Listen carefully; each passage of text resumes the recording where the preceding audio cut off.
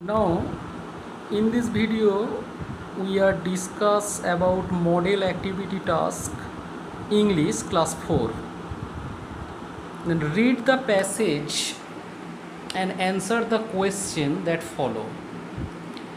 আমরা বঙ্গানুবাদটা একটু দেখে নিই কি বলতে চেয়েছে, তাহলে আমাদের অ্যাক্টিভিটি 1টা করতে একটু সুবিধা হবে।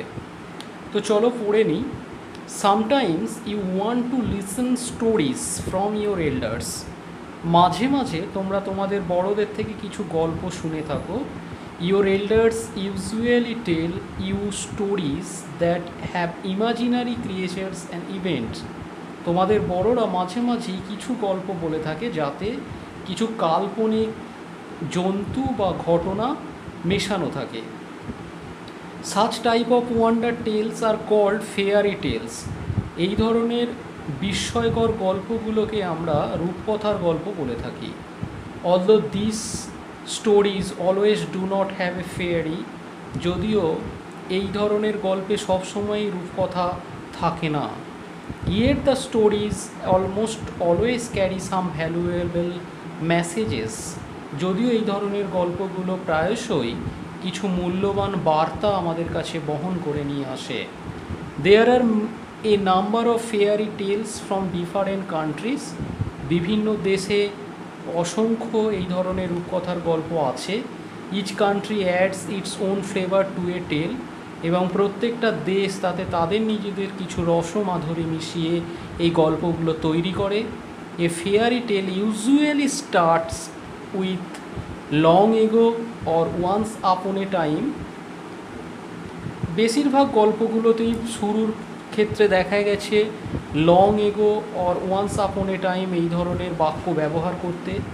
সাম পপুলার ফেয়ারি টেলস আর, বেশ কিছু রূপকথার জনপ্রিয় গল্প হচ্ছে Cinderella, frog prince, Aladdin, beauty and beast etcetera. এই ধরনের বেশ কিছু গল্প খুব জনপ্রিয় হয়ে আছে।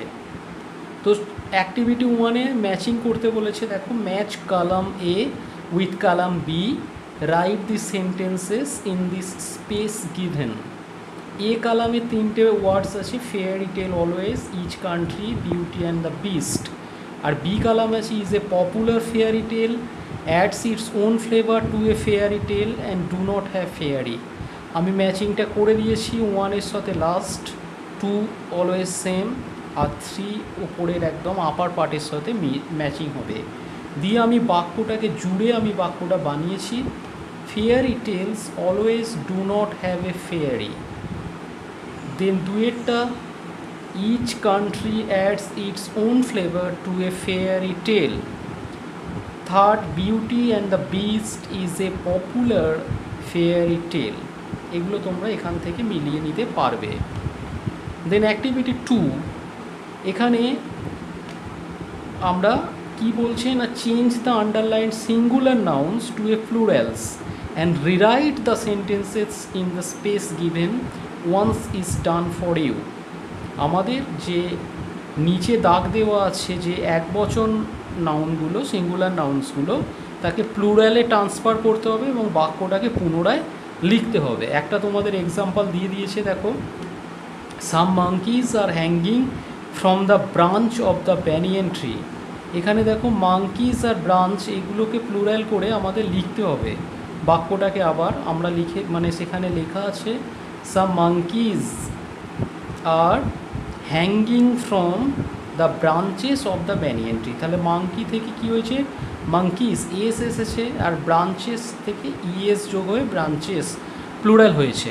ঠিক একইভাবে আমাদের যে দুটো করতে হবে, the man cuts this loaf with sharp knifes. তাহলে লোফ আর নাইফ এই দুটোকে প্লুরাল করে আমাদের বাক্যটা লিখতে হবে।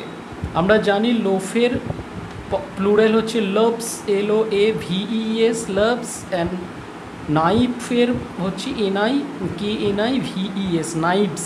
তাহলে এটা কি, বাকিটা লিখে দিই, the man cuts this loaves with sharp knives, হয়ে গেল। 2-এরটা, the boy saw many deer in the zoo. এই ডিয়ারের প্লুরাল লিখতে হবে। আমরা জানি ডিয়ারের প্লুরাল ডিয়ারই থাকে, তবে ব্যতিক্রম কিছু কিছু হয়। যেমন আমরা ধরো লাল হরিণ বললে তখন কিন্তু আমরা ডিয়ার্সও লিখলে ভুল হয় না। তো রেড ডিয়ার্স এস মাঝে মাঝে যোগ হয়, কিন্তু বেশিরভাগ ক্ষেত্রে ডিয়ারের প্লুরাল DEER ডিয়ারই থাকে। তো সেটাই আবার লিখে দিলে অসুবিধা নেই, that boy saw many deer in the zoo. Then activity 3, এখানে কি বলেছে, read the following sentences carefully and draw a picture based on the instruction given in those sentences. নিচের বাক্যগুলো মনোযোগ দিয়ে পড়ে একটা ছবি এঁকো, সেই ছবিগুলোর তথ্য তোমাদের নিচে দেওয়া হয়েছে। This is the picture of a river side, একটা নদীর ধারের ছবি আঁকতে বলা হয়েছে। There is a boat anchored near the bank, সেখানে একটা ওই নদীর পাড়ে একটা ছোট নৌকা আছে। The boat is light brown, সেটা হালকা বাদামি কালারের।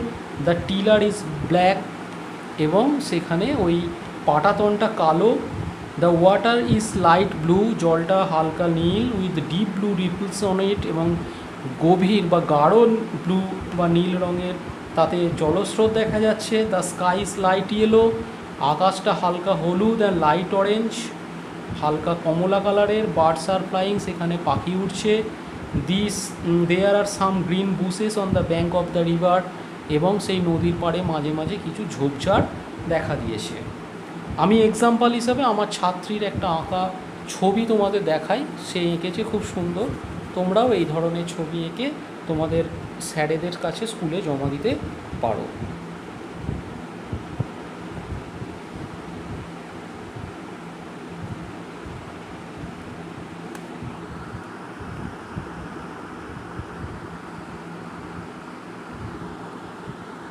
তো থ্যাংক ইউ।